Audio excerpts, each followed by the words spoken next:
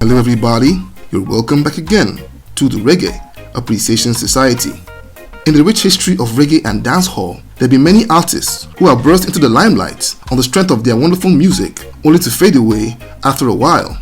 The likes of Althea and Donna, Mylon Asher, and Junior Mervyn come to mind easily, but the case of the delightful dancehall teenage prodigy Little Lenny is one of the most intriguing that I've come across. For one thing, this precocious talent belongs to that special club of Jamaican artists who got breakthroughs while still technically children.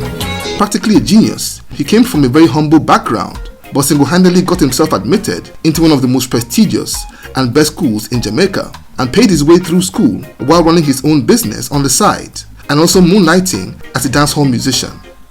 In 1989, his grind paid off when he scored a #1 hit with his smash single, Inna Baggy. He became an overnight superstar with more money and fame than he ever expected or dreamt of. But as suddenly as he came up, a slew of challenges would hit him from different angles and eventually forced him out of the limelight and music business itself. Let's take a look at what really happened to the amazing Little Lenny. He was born Nigel Grandison in Kingston, Jamaica in 1973 and grew up in Franklin Town, East Kingston, as the last of 8 children.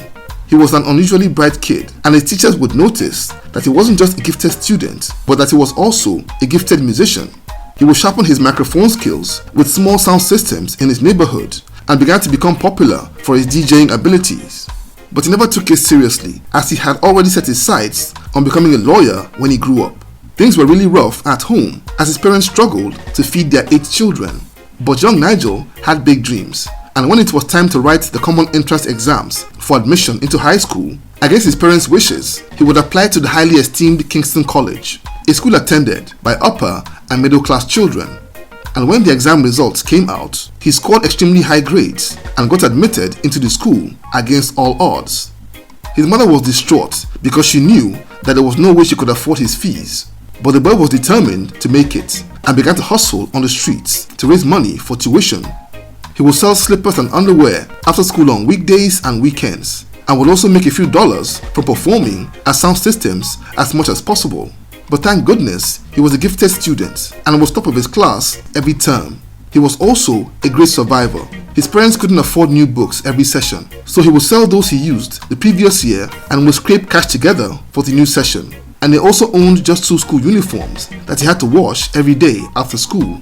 He had his eyes set on his dream of becoming a lawyer, but with the passage of time, his skills on the microphone would open a golden opportunity.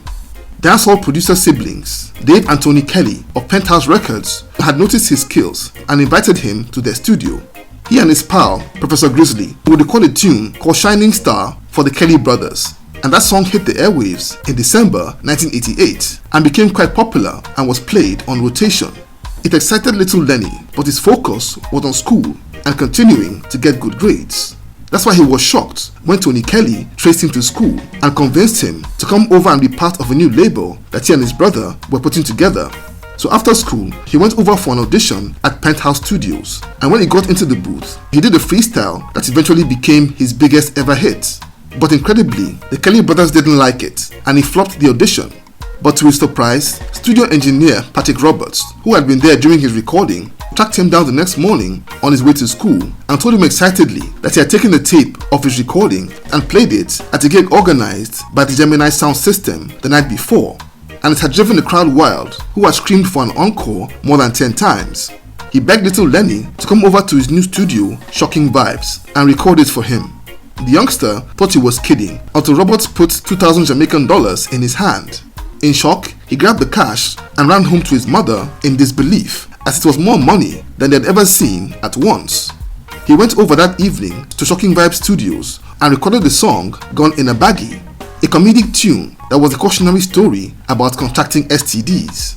And just as his producer had predicted, the song took off like a rocket and sold almost 100,000 copies in Jamaica alone, and went to #1 on the island singles charts. A massive dance floor filler that played non-stop at parties, sound system gigs, and radio shows.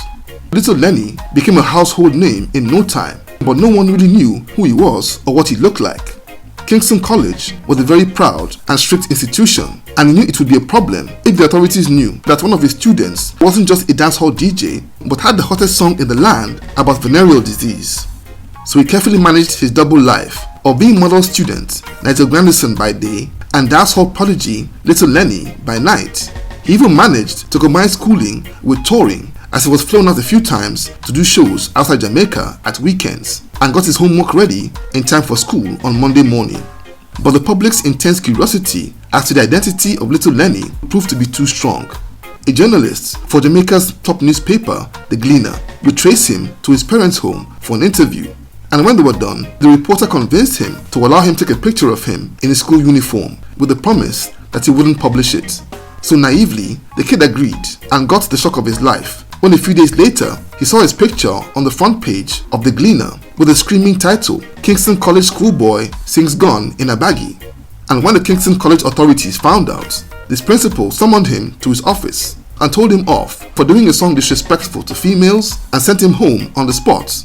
He tried to rectify it by recording a clean version of the song called Healthy Body, and that song also became a smash hit that went to number 1 and stayed on top for 4 weeks and stayed on Jamaica's charts for 22 weeks.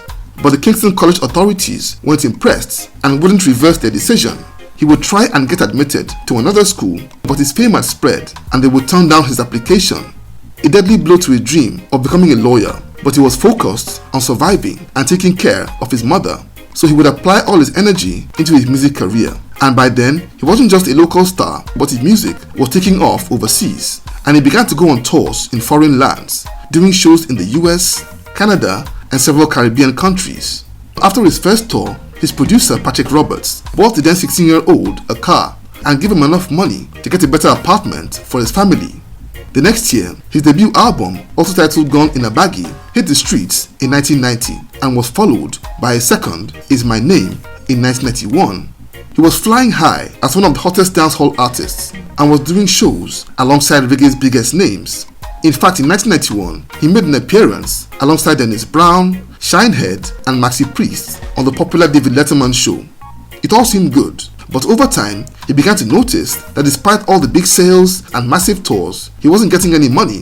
And he was shocked during a show in Barbados when he found out that his producer had received $15,000, but he, the artist, hadn't even been paid for the show. Being so young and naive, his label and producer fleeced him mercilessly until it came to a head when he was paid just $100 for a massive concert abroad, and he would part ways with Shocking Vibes Records. And they also found out that the label had taken all his publishing and he would never earn any royalties for all his music. His bitter experiences caused him to become disillusioned with the music business, and he made the decision to quit his career as an artist altogether. And mind you, this was in the early 1990s, a time when dancehall was just taking off on a global scale, with the likes of Supercats and Shabarangs becoming international superstars. The exit of Little Lenny was, in my opinion, among the biggest tragedies and losses to the dancehall scene, as he was such an amazing talent. He would record a comeback album in 1995 called All the Girls, but his momentum was lost, and that release didn't make any ripples in the market. But despite the end of his dreams of becoming a lawyer, as well as his career as a musician, Little Lenny would marry his huge IQ with his life experiences and would take it all into the corporate world. And today, I'm glad to announce that Little Lenny is a very rich and successful businessman who is the owner of several companies that are all bringing in millions of dollars in profits every year. He was angry and bitter for a long time and wanted nothing to do with music ever again. But these days, he's at peace with all that happens. And he still records new music every now and then, but strictly as a hobby. His life path may not have gone according to his original plan, but he's a massive success story whose challenges have made him into the winner he is today. So there you have it. Thank you for watching this video today. Please leave a like, subscribe, and until next time, Jah bless.